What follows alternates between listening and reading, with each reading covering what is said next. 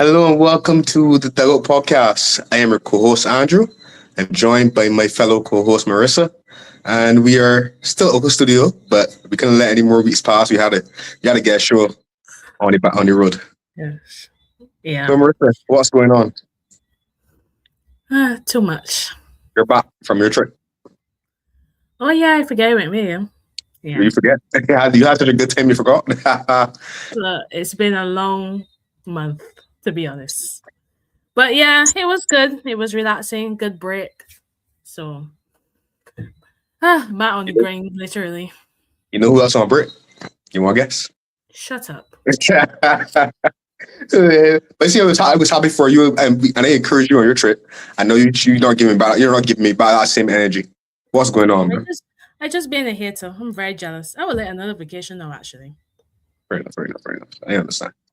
But nevertheless, for those of the audience, assuming that we have some who saw my my video on the Mohammed Salah issue, we're not going to recover that. But what we're going to do is that we're going to pick up on what we intended to talk on last time we didn't record in the studio. Yeah. So this show is going to be essentially cricket for the most part, yes. Yep. And we are starting with the Ashes. And I was told before we came on by yourself that you have some breaking news that you want to share on here. So go for it. Yeah, so the third test actually starts in about 20 minutes, Mhm. and Steve Smith is out of the third test. Apparently, he is unwell. Well, he's been unwell for the last few days, tried to train, but said this morning he couldn't make it. So Kawaja is back in, say he's Mhm. back for, but I feel like everything is, I feel like since before the Ashes has started, Mhm. we just pull up the headline that we have. I think since the Ashes has started, everything has been almost in England's favor. Like first, the news broke about Cummins. Then you knew who's back by the way for the third test. Yes. Then the news broke about Hazelwood. Then Lyon was left out of the second test. No, Smith is out. It feels like, and these are big players for Australia. It just feels like everything has been geared towards England, and they have failed to really capitalize. We'll see what happens in the third test, but it's just been an interesting series in terms of all the adversity that Australia are facing and England kind of failing to capitalize on that. The thing is, right? You call it so that as you were saying or you were giving your intro, that was the same thought that was going through my head as well in terms of everything is kind of falling in England's favor, but they haven't been able to capitalize. And you mentioned word adversity. And what else you can say is adversity for Australia. I don't think England's it's almost like the adversity has come with the team selection and certain things, but not necessarily performances. I don't feel like England have played their best cricket where you could really say that Australia have been up against it, right? True. Apart from maybe the first innings when they bowled Australia out for a relatively low score. Yeah. So yeah. But tell me about your assessment of the Ashes so far. Like you said, England have not really. I think we both tipped Australia to win. I think at the beginning, and I think we said that it was going to be close. Mhm. But the way Australia have dominated, and I would say dominated since, like you mentioned, since that first innings where they got bowled up really cheaply in Perth and conceded the lead. I feel like Australia have really dominated, especially the key moments. Mhm. Um, I think Mitchell Stark has been fantastic. I Yes. think Steve Smith captaincy. I mean, he's always been a good captain. I mean, he only lost it because of sandpaper gate, Right. Sound but perfect. captaincy has always been good, and that has been on show this series. Um, Travis Head, we know what a great test match he had in Perth. So it feels like Australia have had big players step up, despite, like you say, the selection issues that they've had with injuries and everything. They've had big players stepping up for them, and that's been impressive. And they've won very key moments in the test matches. Whereas England, on the other hand, I mean, with all due respect, England have been a lot of talk without much action or substance to really back it up. And I think that really came to fruition at the end of the second test. I mean, I don't think we talked about it one on one, but when Archer was just chasing like 60 something and Joffrey Archer was bowling super quick. Mhm. And then he and Steve Smith had a chirping match. And it was kind of funny because they've been talking about that and how they really want to see Archer bowling fast when there's actually something on the line, not when Australia just chasing 65 or whatever it is. So it's just felt like Australia are on a mission. I think there's a lot of talk, especially from the England side, about how this Australia side isn't as strong, which we know it's not. I mean, what Stuart Broad said that is one of the weakest that in his lifetime or something like that. I saw Strabot's comments, but I more saw where he was kind of being critical of England. And I think surprisingly, a lot of the pundits like Broad, Nasser Hussain, and Atherton have been quite scathing at England at times. Even Michael Vaughan. Yeah, since the Ashes have started. I mean, from before. So, like, before the Ashes, there was a lot of talk. And if I mostly thought was coming from the English side, where they were really upbeat. They were talking about all of their fast bowling cartel and how they can carry their quickest attack to Australia and how they got them. It was a lot of talk. But since the Ashes have started, there's not a lot of substance. I mean, I think one thing we talked about was their reliance on, for instance, Mark Woods. He's a key part of their fast bowling cartel. He's their quickest bowler, and look, he's out the Ashes, one test play, and he done. I don't know if you heard that news as well, but he's. I saw he was out, knee injury or something. So Jofra Archer is now playing 3 test matches on the bounce. I doubt, because the first 3 test matches were kind of spaced out. Right. The next 2 are going to be kind of back to back. I doubt he plays the 4th. So I just feel like. I think, like I said, to summarize, Australia have seized the key moments. Their bay players have stepped up. And England kind of haven't backed up all the talk surrounding their team about how this is one of the best sides to tour Australia and stuff like that. Right. So that's what I would say. And I get your points, and I fully agree with just a small caveat. For me, I mentioned that England, the adversity that we were talking about Australia facing, they really come to fruition. I more point at second tests as where England really let down themselves, or let down this big expectation, because like you said, the first test, the first innings of both teams in terms of the bat and the ball was quite good. So the game was quite a close contest. I think England kind of collapsed, and that forced Australia to a 5 to mate. But like you said, Australia have gotten the big moments right. So moving Travis Head, the top of the order, and once he got away, you couldn't really bring it back. So the game got away from them, and then they lost. But up to that point, it was a for the most part, even contest where the bowlers were really good and the batsmen weren't so good.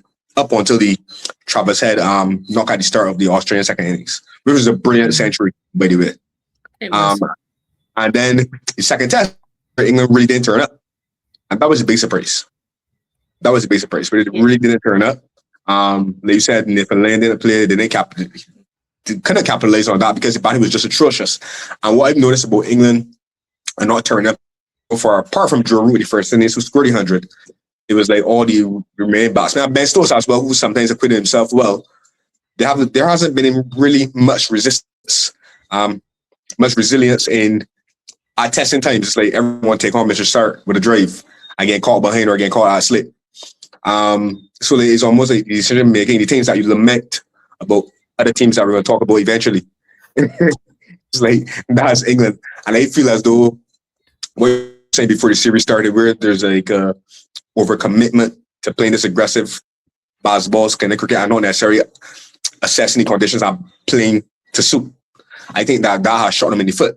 Now, the reason that I'm so confident Australia wins the series as well is because I think it's going to be a near impossible task to win 3 straight against Australia in Australia.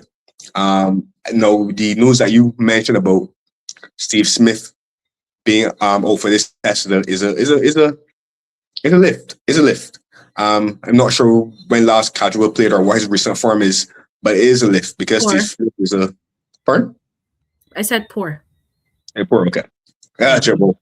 But Steve Smith is a quality batsman, so obviously Australia will miss him. But what I would be, if I'm Australian, what I'll be encouraged by is the return of Pat Cummings, which is Stark's form, which I expect to continue.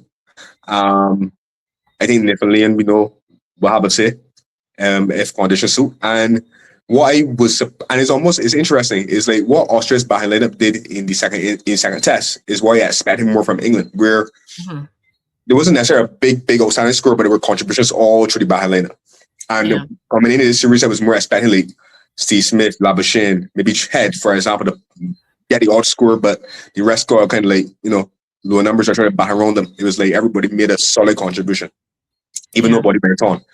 And it's almost like Australia are making England work for their wickets, whereas England's batsmen are kind of like casually up, with the exception of Ben Stokes, I might add, and Joe Root in the second test first innings. The exception of those two, I found that England, for the most part, gave away their wickets cheaply. Yeah, it's true. And I think it's like you say, Australia aren't really having to work hard. I think the hardest they worked was the morning of it was the fourth day? No, that test went to the fourth day? The morning of the second test where Stokes and Jacks were batting. That was probably the hardest Australia had to work. And obviously England were way under the cost, so they probably, apply themselves a bit more. But I think what's interesting is even though Khawaja is back, Pat Cummins said a toss that he will bat 4. And I find that to be interesting because it shows me that Australia are intent as well to take on England at the top of the order. Because Head opens the batting in ODI cricket and T20s, I think. Yeah. So and because of his attacking style, and he's made some fine knots at number 5. So I find it interesting that they're going to keep that approach because it's not they're copying England, but I think they're recognizing that England this series so far is struggling when the pressure is on. And I think Stokes alluded to it at the end of the second test, that he finds that his team are not handling pressure moments well. And that is definitely the case. And I think it's very interesting that they're going with, because the guy Weatherall is kind of attacking too. So they're going with 2 attacking openers at the top of the order to kind of put pressure on that new ball. I find that interesting. Khawaja's form isn't great, to be honest, which is why he wasn't picked for the second test, even though he was fit. And I think there are rumors that he will likely retire at the end of this series. Mm-hmm. So I definitely think Smith's not exclusion, but Smith's absence from this lineup weakens it. But I think I'm not as worried as I would have been in the first test because, like you said, Australia have shown resilience and their players have really stepped up when needed. So even though Khawaja's form is report, you never know he could turn up with 100 today. That's the sort of mentality I think is coursing through this Australia team, and they're very, very confident. Like there's a possibility England may win this test, but I just don't see England mounting that fight back as we have in our title. I think to win 3 tests back to back against Australia in Australia, I think it's almost impossible. You think it's right? Never say never, but hey. Yeah, they do say that. But the thing is, for me, is because even in the second test, it might have been, or maybe it was the first. I can't remember which one. But as much as I said, for example, that England gave away the wickets, you have to give Australia credit. Is like there were moments where England were starting to get themselves in a position of ascendancy, and then Australia fought back. Mr. Stark came off a spell, or somebody did something. They always fought back. So Australia are never, as the old adage goes, Australia are never out of a game. Sure. And I think right now you can see that it's almost like if everything doesn't go right for England, they can't pull a result, and that's the disappointing thing, and that's why they will face criticism. To just end off on what you said in terms of, is the series over? Can England bounce back? 3 straight. I highly doubt it. Like you said, they always say never, but I can't see where they win 3 straight. I give them one. And that was my kind of belief at the start of the series, where I felt it would have been a 3-1 Australia victory. Mm-hmm. I actually might be emboldened and go for 4-1 because England. No, seriously, because if I said 3-1, it means that I expected one of the tests to draw. And what I've seen from England in the first 2 tests, I'm not so sure that is feasible. But I know that England don't draw much test matches under this new regime. But I know that after the last test, they spent some days off, and the Australian media kind of covered it and made a couple of jabs at them and stuff like that. I guess the idea is that they want to refresh their mind, refocus, and stuff like that. Which is fair. Refresh. Pardon? I said which is fair. True. So we'll see if that has any effect in terms of performance levels. But I just simply think it's like it's crunch time, and you can't really play without pressure. You have to be feeling pressure. Yeah. As much as you might want to take it away and say, well, blah blah, but you have to be feeling pressure. I think the one thing that England can do, and this is kind of like almost like a nod to Australia, but I think it may serve them well, is if they stay together in this tough moment. I think one thing that we can't accuse Australia of so far is being like a fragmented unit, and it's sometimes just watching England play because they watched a few the first two tests. I saw a bit of it. It just seemed like a fragmented group. I know what your opinion is on that. And that's why I said I think the Brit is good. I know the Australia. You give the Australian media a sniff. Gosh, like you don't want to give them a sniff, but I think the Brit was good. I think to regroup and to spend time together and stuff. I mean, it's gonna look really bad if they get thumped again, but I think I don't see a problem with it, and I think they probably needed that refresh. But I can go a step further though. I think if Australia win this test, it will be 5-0. Sure. I definitely think so. I will give them one. I don't know why one, but yeah. It might one. Okay, let me ask a question. How do you think? Let's say England do win this next test match that starts in 5 minutes time. Mm-hmm. How do you think Australia reacts? How do you think England reacts to that? Are they buoyant? Do they carry on the momentum? Well, I definitely think they will take momentum into the fourth test for sure. They'll be very confident. They'll start chirping again. They'll definitely be confident. But even if England wins this test, I still think Australia wins the series. Definitely. Even if Australia don't win the next one, which I think they will. Well, I don't know where it's playing or what's not. I know in last test is in Sydney. Sydney is always the test that is kind of draw because the pitches is be kind of dead in Sydney lately. But even if England win this test, I think it will make me look forward to the fourth test even more because I know Australia will come up with a vengeance. And I know England will be definitely more confident for sure. Because obviously everybody writing them off now. And it will just give them a much needed lift. But I still see Australia winning the series, even if they win this test. What does history say? Has England ever won a series in Australia from 2-0? No, I don't think nobody has won the Ashes 2-0 down. I don't think so. Because I remember even when Michael Vaughan and Atherton were previewing the second test, they were pretty much saying if England go 2-0 down, that is done. I think that they were pretty much alluding to that. Right. It's very, very tough. I mean, to be honest, in the last Ashes test, England were also 2-0 down. Last Ashes series, sorry. But they were playing at home. Different kettle of fish. Yeah. So, yeah, I can't see it. But crazy things have happened. I think the mindset also comes into contention when you talk about home and away because for me it also matters who's in possession of the Ashes at that point in time. Because if Australia 2-0 down away from home and are in possession of the Ashes, they know that they just need to draw another game. They would like to win it. I mean the series are right, but they know, for example, let me just avoid a defeat. Yeah, which is what they did. It was the fourth test. The fourth test, I think. Yeah. Where they were able to avoid defeat. Correct. Yeah, and they won the last one. Yeah. So pretty much they avoid defeat, and the Ashes is theirs again. But correct. I think that they'll want to win it outright. Yeah. Which I think they will.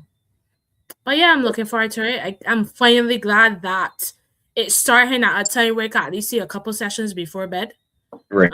Last couple games, because I think whenever they start in Perth is always later, and then the day-night test start around the same time. So I like the 7:30 start. But the good thing about day-night test is that people like me, I was able to get up earlier mornings and watch a couple of days. True. I know the day-night test has gotten a lot of criticism, but I genuinely like day-night test cricket. I like because like I was telling you, I like the strategy behind it because everybody wants to bowl with the paintball under the lights. Yes. So it was just fascinating watching Australia prolong their innings, keeping England out in the field, and they had a right crack at them when the lights was on paintball. So I kind of like that aspect of it, to be honest. It calls for a lot of strategy, to be honest. So yeah. All right. So Now we're gonna talk about another side that I alluded to. The West Indies. No. Here's the interesting thing, right? How we recorded as planned last week. Look, I was We thinking the would same have a thing. rise on this show, and we would have praised the West Indies from top to bottom. I can admit, I can be very honest and be very frank. I have not watched any of the West Indies New Zealand Test series. I don't even recall. I saw the highlights of the drawn test. I didn't see the highlights of the last one because seeing the scorecard, I was like, nah, watching this. But yeah, so like, I didn't really let you take lead on this one. But yeah, the West Indies were hammered in the second test, and now they're 1-0 in the series against New Zealand. You handing over to me like I watched. I mean, I've I thought you tuned did. in I thought you did. sometimes, but honestly, this may sound bad as a West Indian fan, but both of these test matches have played simultaneously with the Ashes, and the Ashes is much more interesting. Sorry. So sometimes, like obviously, the New Zealand West Indies matches will start at 6, so obviously you could tune in early. But there's times when you see how West Indies do, like it don't really inspire you to watch it. But I did catch the end of the first test. So let's start there. Let's start with the positives. Right. West Indies were very good in the first test. Well, West Indies were very good in the second innings of the first test. Like I told you, it was a bit disappointing because we started very well with the ball. I think we kind of let New Zealand get away in that first innings to 230.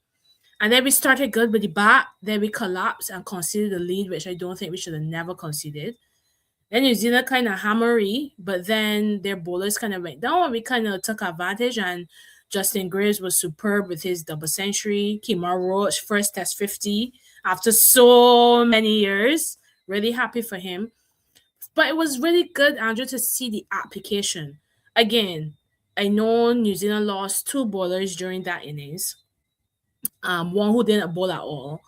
But you still, as we have said before, we have seen West Indies falter against mediocre bowling before. You still have to play what is in front of you. And Well, the I, discipline, the application, it was just amazing to see. And it not to, actually made me watch. but not to Even cut you though, off, man. Not to cut you off. no, go ahead, go But ahead, go ahead. I won't do that to them, man. Because you said mediocre bowling. When you say give me an example. When you say mediocre bowling, Substandard. I wouldn't even call it that. What I would say is that I know West like Indies for lost to Nepal recently, Andrew. I mean, different format, but still. it's a different format, but yeah. 2 things. This is what I would say. It's not I disagree with you. What I would say is that we have seen West Indies because you mentioned the New Zealand bowlers that were able to bowl because of injury or whatnot in the first test. What I would say is that I would still give them credit because what I've seen from West Indies, instead of saying mediocre, I would say I've seen teams play experimental sides against West Indies and bowlers who've had, who aren't first choice or who haven't had that much test experience, for example, come and done really well against the West Indies, for example. We've seen that countless times. Nepal, like you mentioned, I remember we discussed that as well. I think West Indies took an experimental batting lineup. No, not saying that's an excuse, but I know much about Nepal. Maybe it's inexcusable for you, but when you say the word, it may get killed to mediocre. But you know what? You got a point. They do lose to teams that aren't of the head caliber. But I think again, how much of that is more like that's the truth, not of the highest caliber, or how much of that is more now to do with the fact that West Indies, we remember West Indies, even in our childhood, they were not great, but they were still competitive at times. Mm-hmm. How much of that has to do with the fact that we've really taken a lot of steps back where our teams have gotten better? Probably a bit of both. Yeah. Probably a bit of both, yeah. But like I said, it actually made me watch because discipline and application is something that we have called for the West Indies for so long. Mm-hmm. So long. And we were up against it, to be honest. I think we were, if I look back at the scorecard for that second innings, I think we was 4 down for spit. Let me check quick. Yeah, we were like 55 for 3 and 72 for 4. So then Shea Hope played a fantastic knot. His test form is really picking up since we were in India for sure. He's really finding back his test form. Mm-hmm. I saw him score those 2 centuries against England. So himself, Justin Graves, Kemar Roach, as I mentioned, really, really apply themselves, and that's what you wanted to see. And like you said, I was literally thinking it. If we had recorded last week, like we were planning to, we would have just been full of praise and everything. And Yeah, then we the watched second test lyrical comes. weapons. Exactly. And then it would just be that. It would be a segment on the West Indies where it's just nothing but praise. But then comes the second test, and you're just seeing the same old feelings. And it's like, you see, like how you asked me, like how I think England would react if they won this test. It's like England would be buoyed, England would be confident, England would take that momentum into the second test and probably up their performance. West Indies, on the other hand, just come and just double down on the foolishness. And what upset me most about this test match was we were 93 for 2 and going really well. Really well. And Yes. then they wake up and see all up 205. And I'm like, come on, West Indies, man. Come You know on. something? You know something? I lied. I did watch some of that match. I think I watched when they were going up, and I woke up. Oh, I saw them being. Yeah, I think I did watch some. Yeah. disappointing, man. Disappointing. So then obviously um New Zealand, I mean, I think we had New Zealand. No, New Zealand were in trouble. Actually, yeah. I mean, we got a bullet for 205. So New Zealand found themselves like 233 for 7. So we still had a chance to get in Mm. there, but they still put on another 40 runs. And then comes the third innings, 128 all out. Like seriously? And again, it's like it's the collapses for me. 50 for 2, recovering after 2 wickets back to back early. And then all up for 128 with four. I see here 4 men in double figures. Like it's just like, and this is the other side of the coin with West Indies. You want to see the discipline, you want to see the application, but you want to see the consistency. How do you go? It just make it easier for people to say, man, them only score 400 and something because it was New Zealand second or third string bowlers. Because how do you go and you put in a performance like that? It's like it's frustrating. Well, as we were talking, that was the word I was thinking of. Because I think earlier you said that you're happy to see the dedication application from the batsman. I was like, and the other trait that we would like to see a bit more often. Well, sorry, the other trait that we would like to see is consistency. You're right. You're right for that. You're right. But like you said, it's disappointing, but it's not unsurprising. We've seen this so Yeah. many times, and when you praise them and they give you a good performance, it's like we can rest assured that the next game is going to be some wild foolishness. Most of the time, almost 95% of the time. I don't know what there is to say right now. I honestly don't know what the answer is. Actually, no, I do have my ideas about what the answer is, but I feel as though much of this is regurgitation. I feel like these things have been talked about and discussed for many times, and nothing doesn't seem to be being implemented. But for sure, um, I think a lot of our batsmen have, raw ability, but that isn't translating um, in the international arena on a Yeah. consistent basis, and that's basically the difference. Because even I think is that you can see the bowlers improving, because there's some members of the bowling attack, for example, that when I first see them or when I first saw them, I wasn't necessarily like, oh, he's definitely going to be a sure thing in the test side or what's not. And even from each of the formats, T20, ODI, and Test cricket, you can see the bowlers improving. And our attacks are, for the most part, doing relatively well. There's sometimes where the batsmen of other teams get especially the Indians and stuff like that, will get the better of them and still score a big total. But I find that they're holding their own in most instances. Yes, They there's stuff where definitely are. yes, there's stuff where to do with clean up a tail for cheap at times, for instance. But you can see that they're improving and they're coming along. And for some reason, our batsmen, with the exception of maybe Shea Hope, and maybe one or two others in certain formats, you see that you may get a good innings from them here, and then you have to wait, a few series or before you get another quality performance. And there doesn't seem to be any improvement or any development in terms of resilience, and especially test cricket. It's just staying open in the middle, even if you're not scoring, just occupying the crease. Building partnerships that we saw from Australia, where you got everybody chipping in a 40 or 50 or 60 so they can stay in the game. And I don't know, you maybe you will help me and tell me why, but I don't know why that is. I don't know why, because if I, when we're gonna look at the record or the history of the guys who played the last test and how many test matches that they have under their belt, it might not be many, but it's definitely more than what they had last year, right? Or the year before. So I would like to imagine that there is some gradual improvement coming, and that should be on display.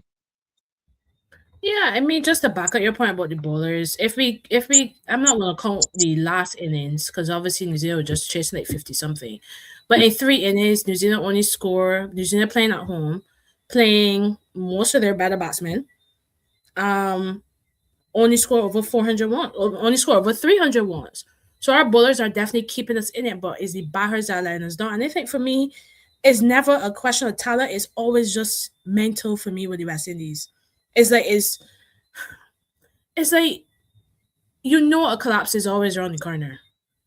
It's like I don't know what it is. It's like when 1 out, 2, 3, 4. It's like the collapse in the heat, and I don't get it.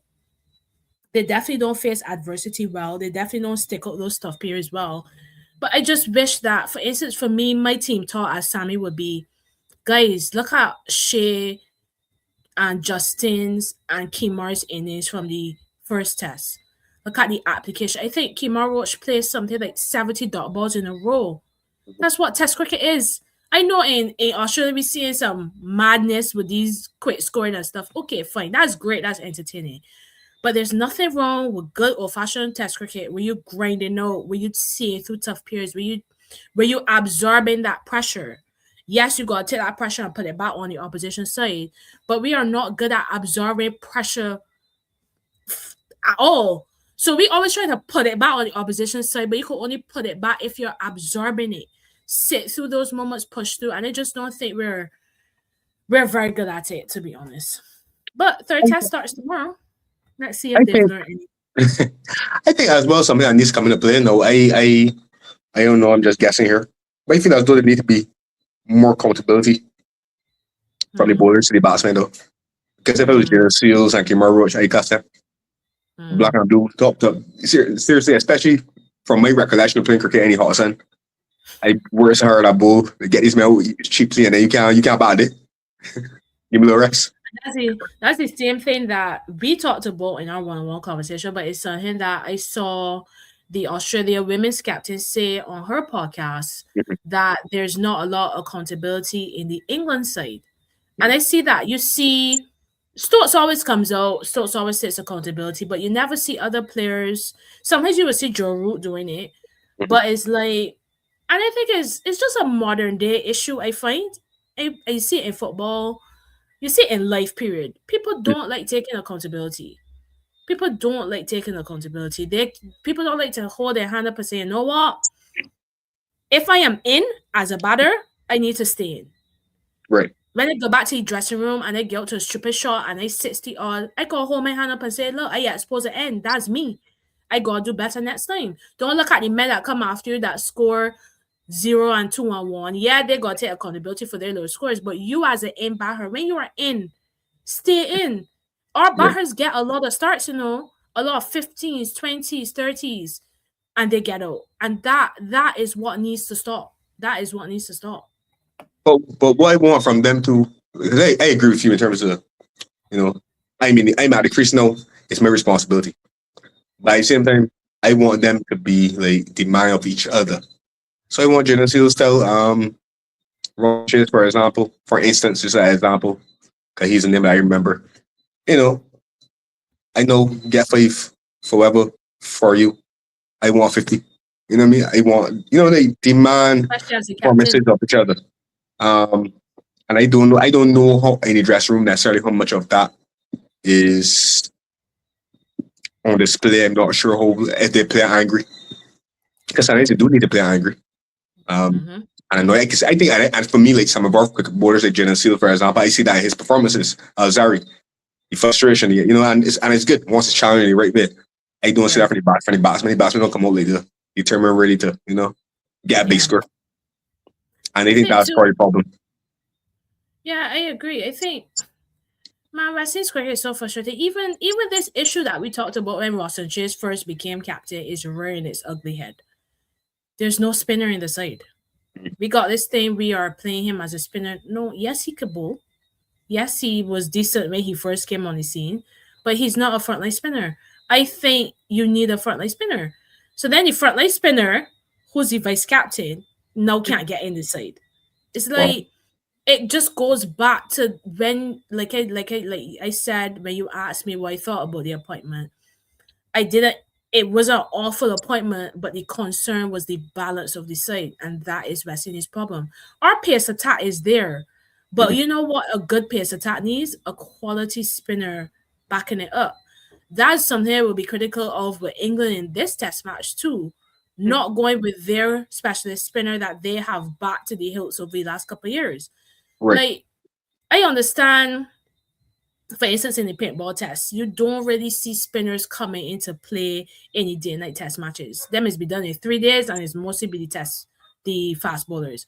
But you need specialist spinners in test cricket. You need them. And that's something that West Indies need to figure out going forward.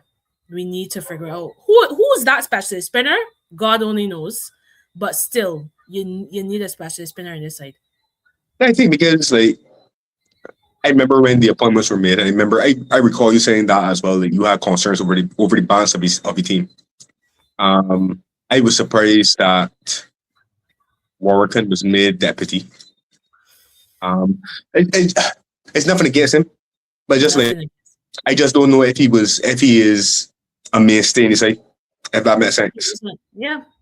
And I think that was also the problem. I also in the games I saw when we toured the series that we played, he's been appointed as deputy. He ain't offering much to the bat in terms of a tail ender aspect. And he wasn't really getting people out either. So I didn't know if he was like a mainstay. I'm not sure if he was our strongest spinner that we could play in a test match. Yeah, I agree. But hey, as I said, third test tomorrow, we'll see what they've learned. Like I said, I would say the real positive. I'm very impressed by Shea Holt's form since his return to test side. That is very, very good news. He just need, like in the one-day setup, he just need players to go with him. And that's all it comes down to. Yeah. All right. So on to football. We don't really have much for football, do we? It's mostly Well, it's a leaderboard that we want to talk on, but there are two things that we could talk on quickly if you want to make it a little bit interesting. All right, so I think I can talk on this, right? Because it's something that I was to mention in my assessment of the Salah situation that I didn't. So first thing first, right? I actually think that Salah will remain at Liverpool at least until the end of the season.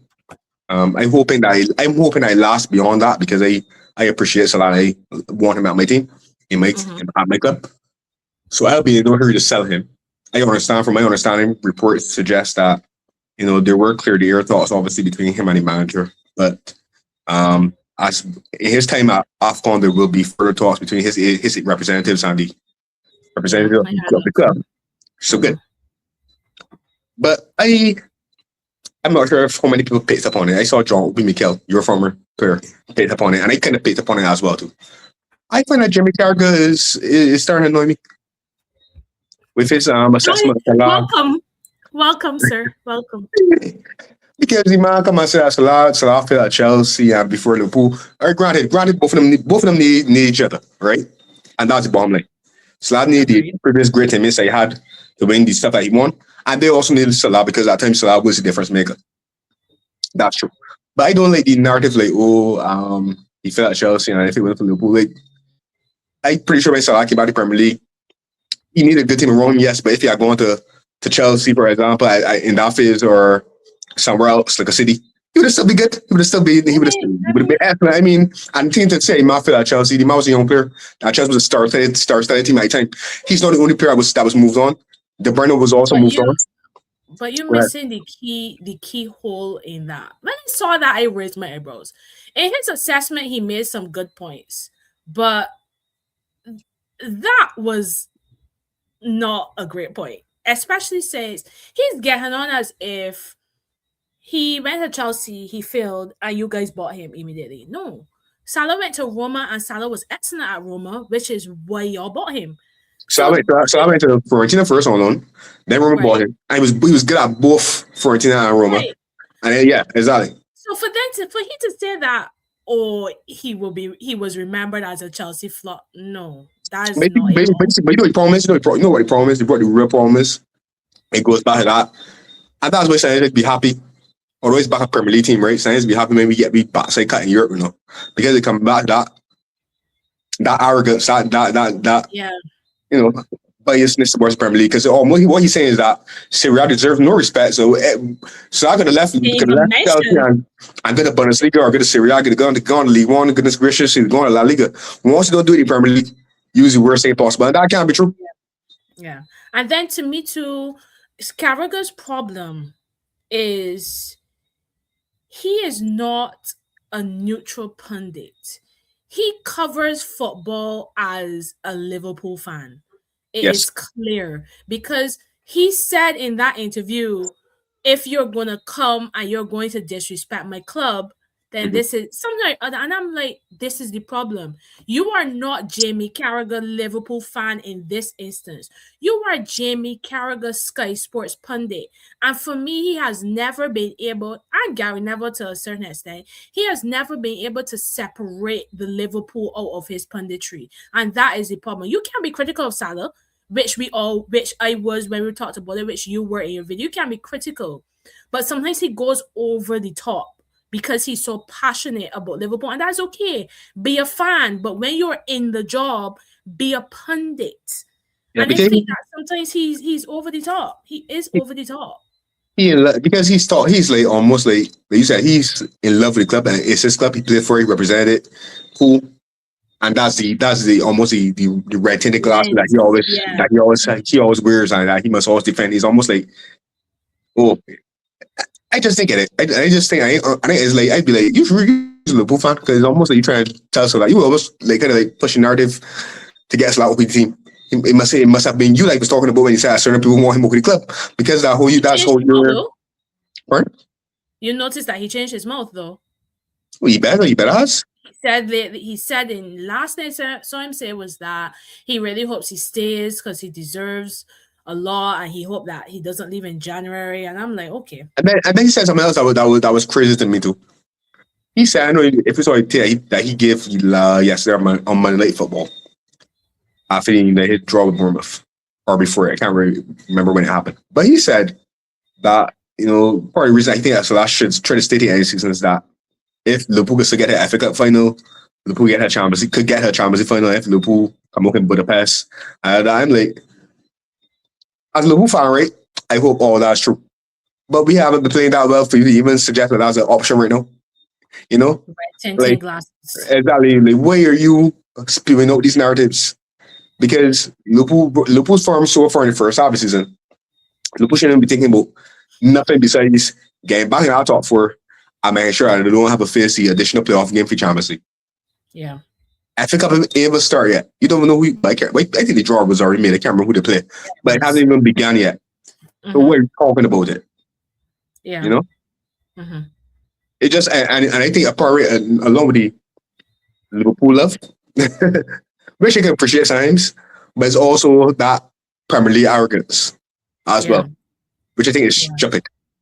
It gets tiresome, to be honest. We support clubs in Premier League. We love the Premier League. We watch it every week. But sometimes it just gets tiredness. Sometimes you say arrogance. I also say ignorance too. Ignorance of the fact that there's some really good teams in some other leagues, and we're not just talking about Real Madrid, Barcelona, Bayern, the usual suspects.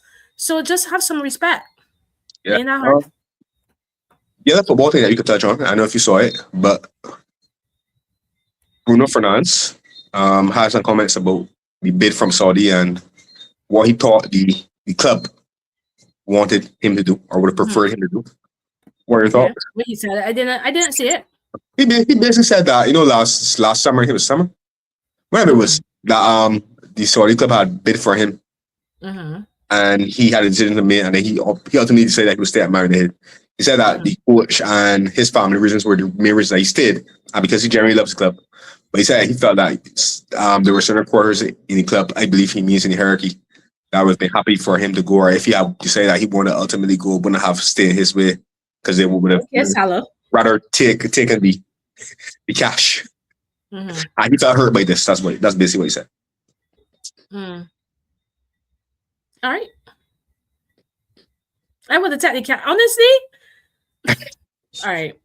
Go ahead. I said okay, Salah, because it sounds similar. Hierarchy want me out. God. Honestly, it's different, because I'm not saying Bruno Fernandes is not a good player, but I think the situation that Man United have found themselves in, them could have used that 100 million to rebuild their midfield. In my honest opinion. So I don't. Yeah, he's been a good servant, but I don't. I can understand, because they have had financial issues, so I can understand. I can understand the whoever running the club, whoever crunching numbers. I can understand that person saying to themselves, if he ultimately decides to go to Saudi, it might not be such a bad thing, because in terms of the long-term health of the club, and rebuilding the squad, for example, or whatever they want to do with it, might turn to be a good thing. I definitely get that. So. But I can also get his point of view as well, in terms of if he feels hurt by the club, Yeah, I think he makes the word loyalty too. Like, almost just in that moment, or I guess there's still some stored resentment towards the club, in terms of he doesn't feel as though they were loyal to him. When it's Saudi come back, if you go, that'd be interesting. That'd be interesting. All right, predictions. What a disaster of a time Marissa has had. I'm sorry. There was a week I did not get a point. Or I maybe got one. So now you've opened up a 5-point gap, would you believe? I believe it. I know. The reason I believe it is because I can recall the fixtures of the last 2 weeks, and I felt like I kind of predicted most of these here right, or a good set accurately. I need to get back on track. I need to get back on track. This is not good enough. This is not good enough. I mean, we were neck and neck for like 2 weeks, and then there was just week. I just can't remember the week, but it was a week where I got almost every single result wrong. Despicable. And I think in that week that I got almost every result wrong, you got a correct score too. So that made it worse. That was probably the week Villa win, It was probably that week. Oh, this Smelly Rock and Marie, man, Unite, I trust. Oh, whatever. Well, when it comes to I'm ready though. So how much are we predicting? Because Christmas is next week. Then next week is 4 years. Right. I think we could predict down to years, I suppose. Years. Let me see how far down that goes. Match day 18, match day 19. We could probably do match day 20, because match day 20 is January 4th. Right. Which is what day? That's a Sunday. So I assume we'll be back in studio January 6th. Okay. And they got some match days that week, but that's no problem. All right, so that is a few match days that we got to go. So time for Marissa to oh gosh, not with this first fixture. You know what? This will be all logical predictions. I am not going with my heart. I'm not going with what won't happen. I am just gonna be honest. So there we get cracking. First fixture on the agenda: Chelsea away at Newcastle. Right now, the early kickoff on Saturday, right? I'll be watching that. Chelsea away at Newcastle, you said? Yep. Start documenting this. I'm gonna go for a tough fixture to call. And Newcastle coming off a really bad defeat to Sunderland. You That know, is one not bounce back. that is not a tough fixture to call. I don't know what you're talking about. We don't. Oh, okay. That's not a tough Anyway, fixture. all right, all right, all right. We'll hear from your prediction. But I would say I know your form hasn't been great of late either. Necessarily kind of patchy or becoming patchy. I'll go for 1-1 draw. I'll play it safe. Oh, all right. So Andrew goes 1-1. I am going to 1 Newcastle. Okay. I don't predict my side to lose, but I being honest. I need to get back in this leaderboard. Okay. All right. Man City at home to West Ham. Man City are buoyant. Man City are well in this title race. I'm going to go with a 3-1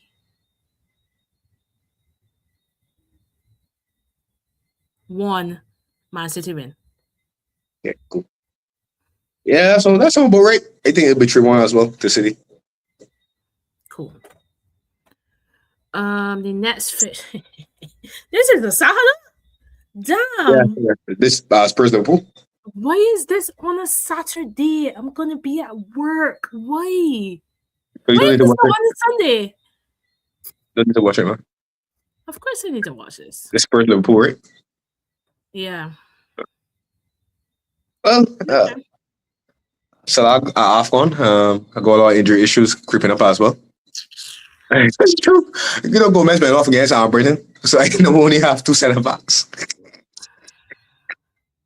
You're playing Spurs, who are like the worst side at home.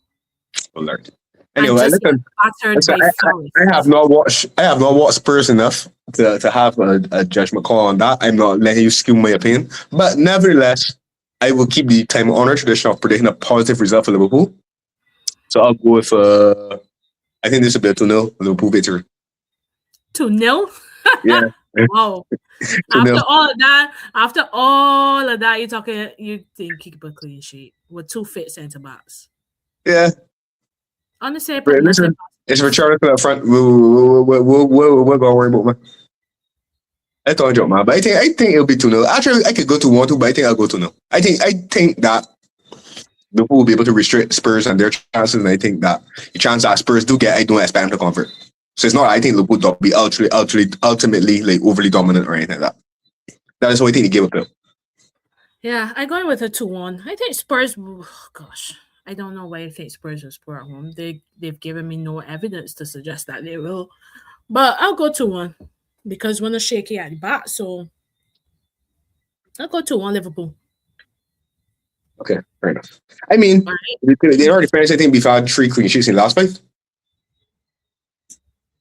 Fair. It's a game there, man. I feel this game be 3-1, But anyways, I'll stick to 2-1. Everton at home to Arsenal. This is a very interesting game. A very interesting game. Everton do well at home. Arsenal performance, for the most part. Arsenal performances are patchy. Mm-hmm. If you say I will again, both are the main business. Not your fault though. I feel if I didn't tune in, both would have hold on. Possibly. As I get home. Anyways, I am feeling a 1-1. Okay. For some reason, right, I kind of like feel as though everything we get signed for this game as well. Mm-hmm. I can't like put my hat on it and say they get 3 points, but I feel like everything could get signed for this game. I'm gonna go 1-1 as well. Although Dewsbury Hall and he's been very good for them this season. Well, I ain't sure he out, but he came off against us with a hamstring, so lately he out. Right. But I guess we see. I still think Everton could do something. Now, this is a very interesting game. Villa United. Interesting because Aston Villa in a purple passion form, and United, you just don't know what you can get. But anyways, your turn to go first. This game at Villa Park or Old Trafford? Villa Park. I must apologize. I'll tell you that after. But anyway, Villa Park. I'm gonna go 2-1 Villa. I'm gonna go 3-1. I would prefer a draw because Villa kind of pulling a Yeah, bit this. I think I want to win so many games to get far ahead of me, but I said if I Yeah, wait till your score gonna be, I definitely think Villa gonna get all your points. yeah. I can't. It's hard to see past a Villa win, to be honest. That's the truth. So yeah, I going 3-1. All right, match day 18. I'm so disappointed, right, that we have one single Boxing Day fixture. Like, I just get up on Boxing Day and it's just locking Andrew. I just be ready for my early kickoff, my 11 kickoff, my late kickoff, my late kickoff, and I get one match. I vex. I vex. Remember, the football gonna play the day after, which is Saturday. But go ahead. What's your first game? Oh, yeah. Well, that makes sense. Thank you, though. Boxing Day is a tradition for me. Anyways, first game is United Newcastle. United at home to Newcastle. Ooh, we. This is not easy. We're gonna finish the top from there, man. Mm-mm. I get to Um, one Newcastle. that's the thing. I think I'm gonna have to go to one Newcastle as well. Watch United win this game. I actually think Newcastle win this game. Somebody tell me that Newcastle win. I think so too. City away at Forest.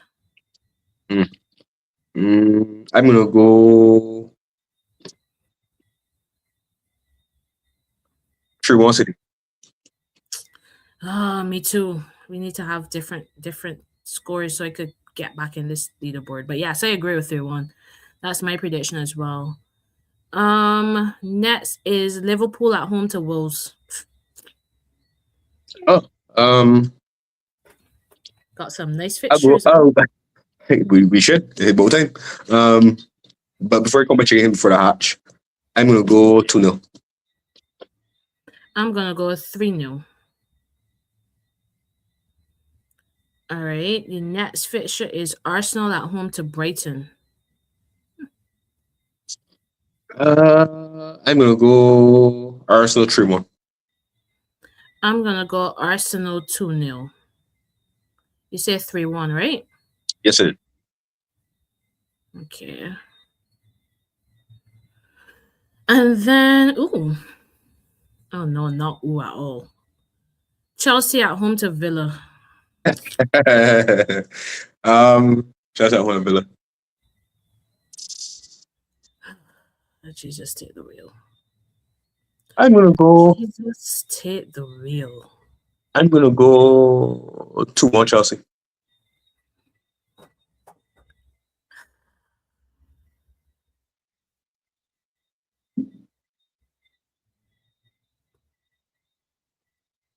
I genuinely don't know what to say.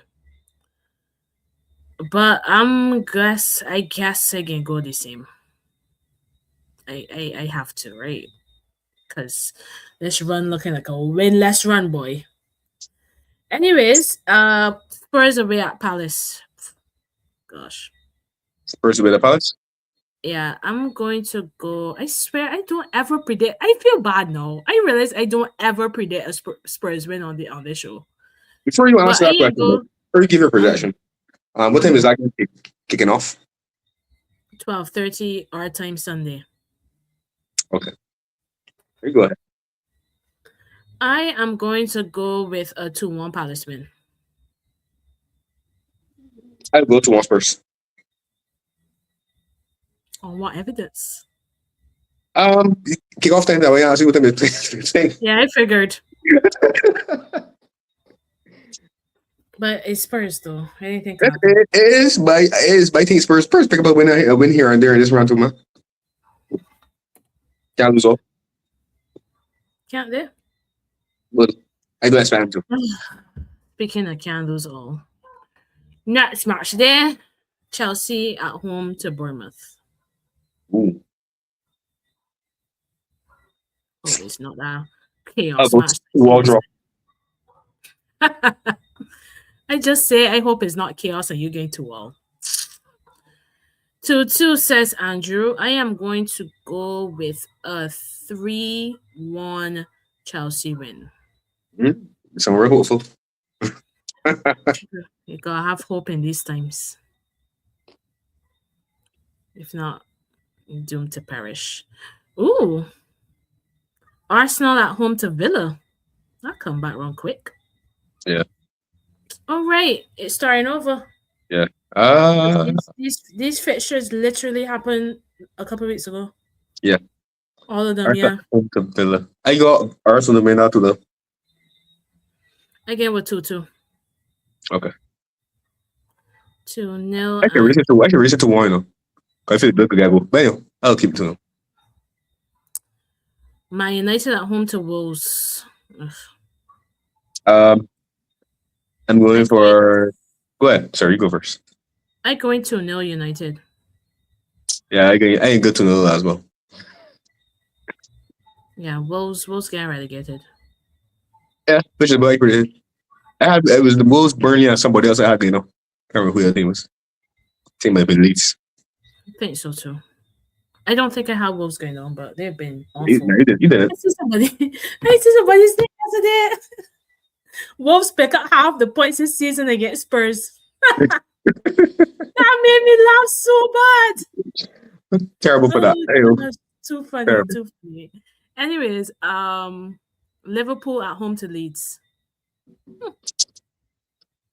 Liverpool on Leeds. I'm gonna go 3-1 Liverpool. Same. City away at Sunderland. Stadium. 2-1 City. You said 2-1? Yeah. It won't be different, but I feel like that game be the result. So 2-1 as well. You know what? I get 3-1 City. Okay. Spurs away at Brentford.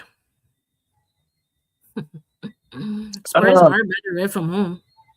I'm gonna go. You said what? Spurs are better away from home. I'll give them that. I'll go 1-1 draw. I can go 2-1 Spurs. I gotta give them a win at some point. Okay. All right, and the last match day, I think a scary game in here for me. Yep. Kick off the year in disastrous form will be just like Chelsea. But anyways, we get to that game shortly. First game up is Bournemouth at home to Arsenal. Sorry, Arsenal away at Bournemouth. I'll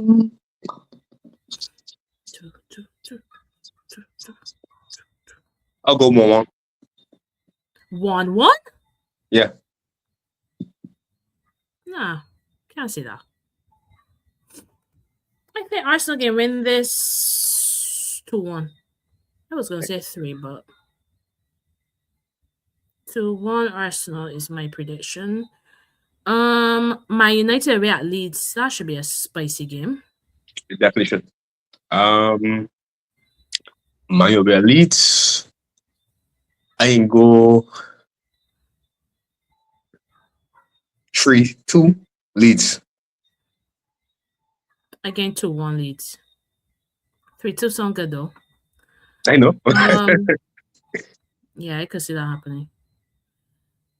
Fulham, Liverpool away to Fulham.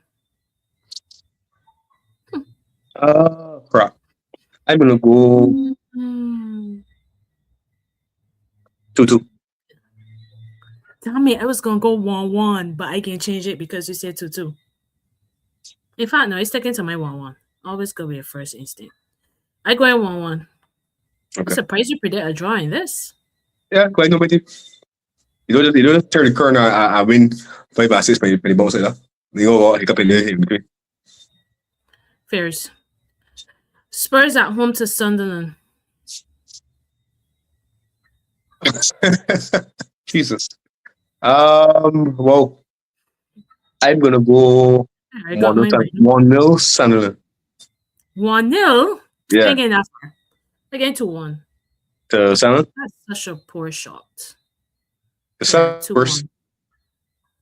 2-1 Sunderland. Spurs. Okay. No, because you didn't specify. So I was sure. Fair enough. Australia just lost the first wicket. Okay.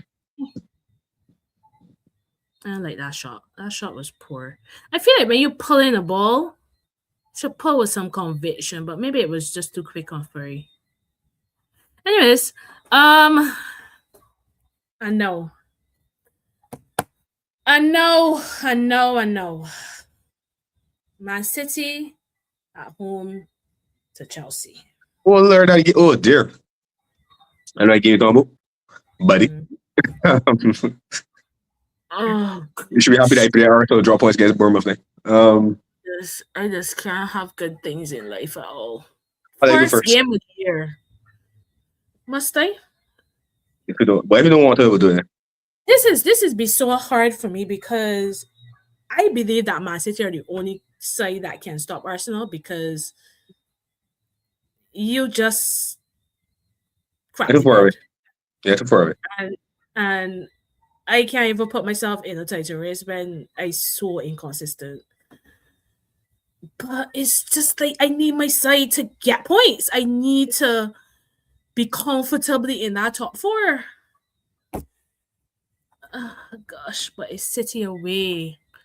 Haaland versus my centre backs. Doku. Gosh. Anyways, I get to 1 Chelsea. All I said to one Chelsea. You said you play away from home? Yeah. You said to one Chelsea? Mm-hmm. Making enough sport. Hey, get to one City. Making enough sport. I have to have hope. I have to, like, The hope like without hope, where will they be? This is a really tough run of fixtures for my side. I gotta pick up points from somewhere. Okay. So yeah. All the places you think you'll pick up points at City Ground? I had here. All right. Leave me with my hope, okay? I hate going to the Etihad here. Oh my gosh. I have not had a good time there since that 3-1 with Hazard and Costa. Those were the times. Moving along. So that brings us to the end of another show. Probably our last for the year. Christmas next week, then New Year next week. But yeah, it's been a decent year. We thank you for your support as usual. All of our how much subscribers we got now? 90? I haven't checked, but it's 90. That's great. Yeah. So continue to follow us on our handles. I'm gonna put it up now so that we don't embarrass ourselves. I realize I have both to pick with you, I almost write it in the comments, but I decided not to. Look at how when you doing the video by yourself, you got all the handles perfect. But when we here together, you all starts a gibberish. I said, the thing is right. Bad by myself, it means I have to do all the homework. So, when I guess maybe together it's kind of joins a little bit. But same by myself, you kind of embarrassing me. So I had to show up. The truth always comes out. Anyways, but here are our handles on the screen. The Dugout _podcast, Marissa Simone 91 and Drew 9106. Obviously, support our sponsors, Whole Health 246, and even though we're not in the studio, Spiritless Studios 246. And yes, continue to like, share, comment, subscribe. We appreciate both the negative and the positive comments. And yes, that is it from me. Yes, that's it from me as well. Enjoy your Christmas, people, and Happy New Year. Yes, Happy New Year. And see you guys in the new year. Yes.